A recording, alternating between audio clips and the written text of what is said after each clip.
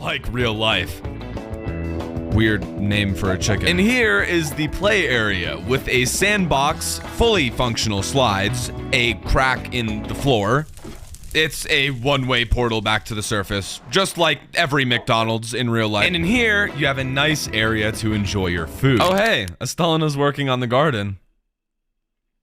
Anyways, for the left and final branch of the palace, I am going to make something a lot more meaningful. And I think it should be something to honor Shulkers for playing such a huge role in this whole project. Luckily for me, this little guy has been chilling up here ever since I finished mining the skull. Also, a little known fact about Shulkers is that they can only teleport up to 8 blocks away from themselves. So if I give it nowhere to go except for the top of this glass block, it will float?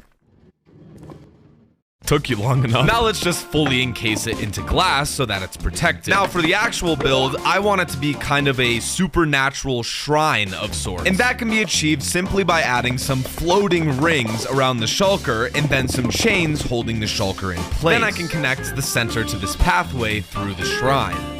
I will also bring the path over here so that I can build a nice little pond area with possibly the most creative thing I've ever written. And that makes the Shulker Shrine done. Definitely the most unique thing I've added to this build yet. We are now within arm's reach of completing the palace. The only thing left is the center. Now, my plan with the center has always been to replace the warden statue with a super detailed statue of a dog. But considering my agreement with Estelina and my mission to put this dumb war to an end, I'm going to make both a dog and a cat, officially making this build a place of peace.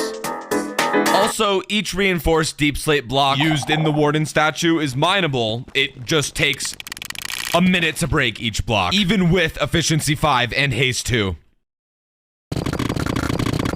I love Minecraft. You know, I wasn't too sure about the walls as I was making them, but the mesh of patterns and blocks I used gives them such a cool look for the center of the palace. And in between the walls, I'm going to build a beautiful little alcove. And it's going to be for my pet fish, Robert.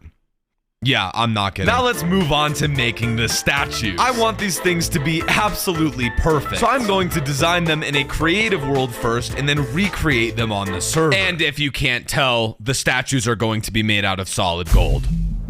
I am estimating needing almost 2,000 blocks of gold for these things in total, which is like 150,000 gold nuggets. Thank God the server's gold farm is still working.